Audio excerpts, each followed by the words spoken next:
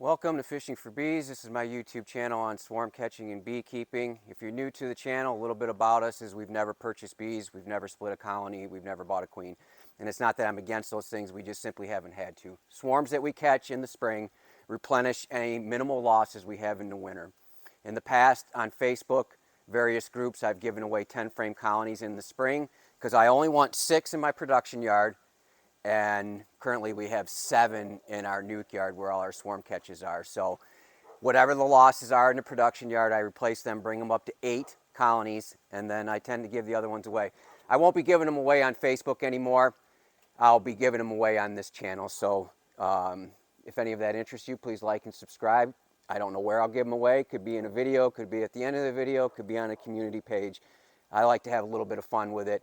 And also, I don't give away bees to people who currently have bees. So if you lost your bees in the winter and you're like, hey, there's that guy that gives away bees, check out the channel. There's a good chance with 7 colonies in our other yard and 6 here, 2 to replace, or 2 to bring this up to 8 in any possible losses, that there's going to be some 10 frame colonies that I give away.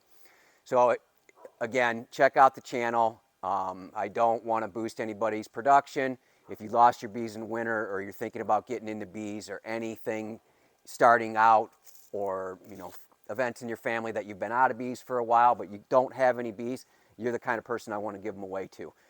So today we're just going to kind of talk and work.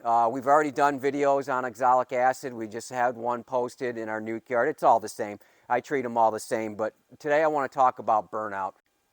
So burnout can happen during a couple times during the season, but right now it's really, really important that you don't let burnout happen. Little effort right now to clean up your final mite counts going into winter, for me, is what makes my spring production, for what yields the spring honey. If these colonies come out limping in spring, and even when I move those 10 framers up here, they're just going to be 10 framers and not 20 framers.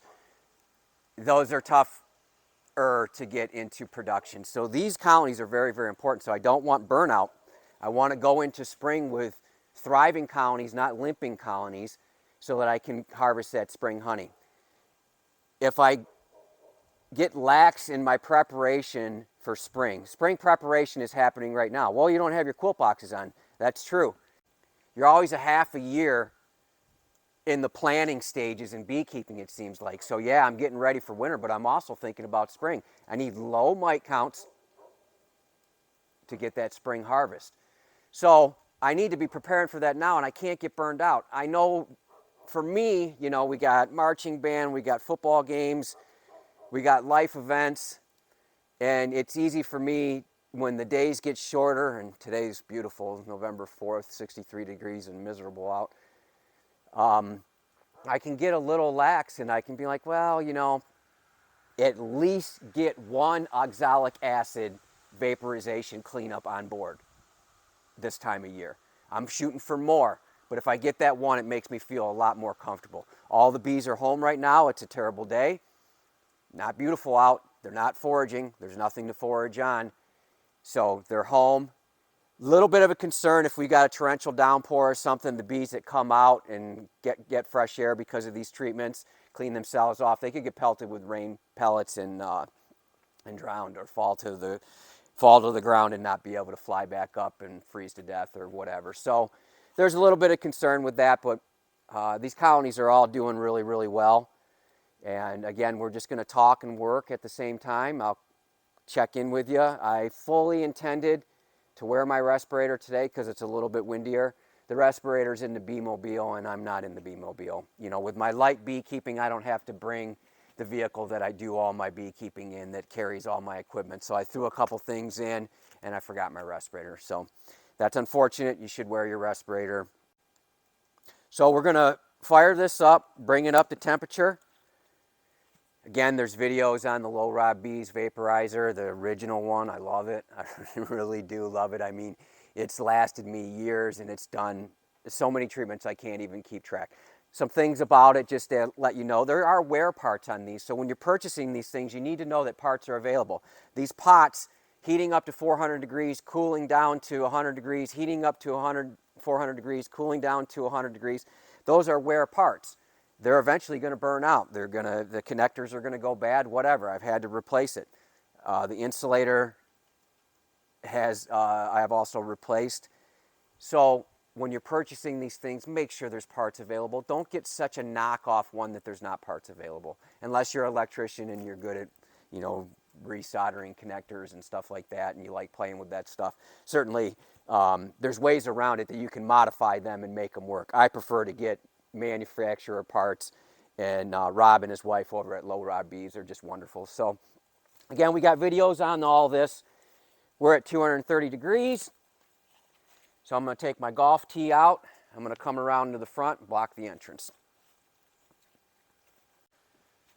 So walking around to the entrance, I almost got a bee stuck in my hood, and I've never really spoke of it, but the reason for the safety glasses is I've gotten a bee behind my glasses before.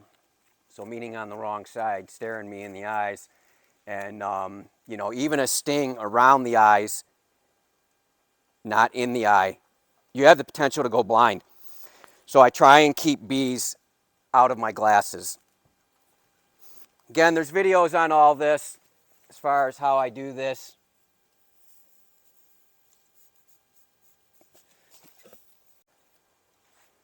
So again, the burnout, don't let it happen. This is so important. This time of year is so important. I know it's not as exciting. You're not collecting honey. You're not seeing the, you know, significant bee activity at the entrances. They're not foraging. They're not bringing in pollen. They're not doing all those things that we love about bees.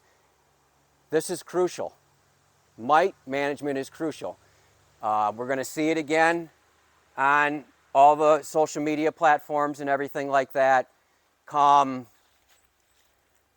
December-ish, and then all through, you know, late winter and early spring, where the mite loads are so high that the colonies collapse and they perish and die. So you got to take care of it. Again, if I get this one treatment on board of oxalic acid, because the brood is low, the populations are lower, she's not laying as much, so there's not mites being produced underneath the cells. If I can get this one on board, it's really, really important.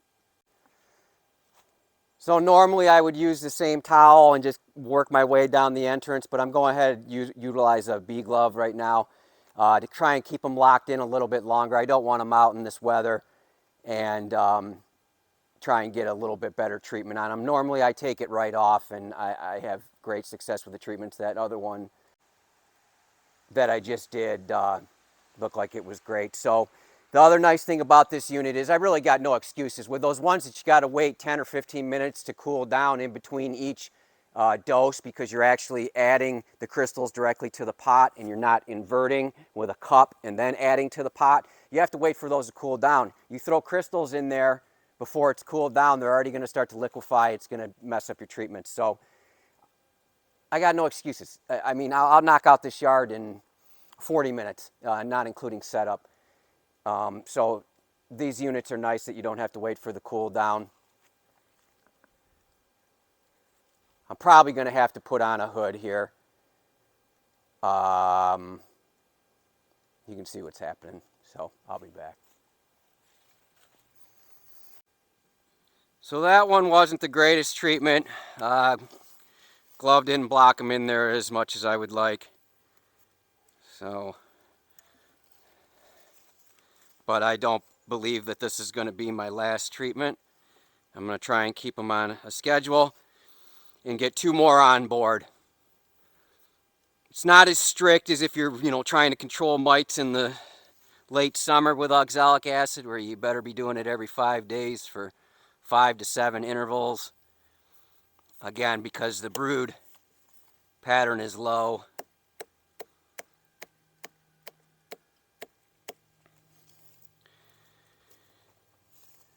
So I think we're going to go ahead and wrap it up. There's not much else to be said. I just want to encourage you to don't allow burnout to happen to ruin your spring harvest or to ruin your spring splits. I don't split personally, but all of this preparation that's happening right now is for your spring. Obviously, it's to get the bees to survive the winter, but a good, strong colony in the spring coming out of winter is what you want, and this is what we need to be doing in the fall to make sure that we have a good spring. So stay ahead of it. Don't get burned out. I understand, you know, once you're done harvesting your honey and all that stuff, it's happened to me, and it happens a couple times during the year. So don't let it happen to you. You got no excuses. If you got the equipment, get out there and do it. If you don't have the equipment, find a beekeeper in your area, someone that can loan it to you, someone that can help you out. Hopefully that's available to you. And if you are buying any of these units, weigh it all out. The cooling time, the parts available, all the stuff that comes with this, the power source that I've spoke of in another video. So we're going to wrap it up on this one. I thank you for coming along. I hope your bees are well.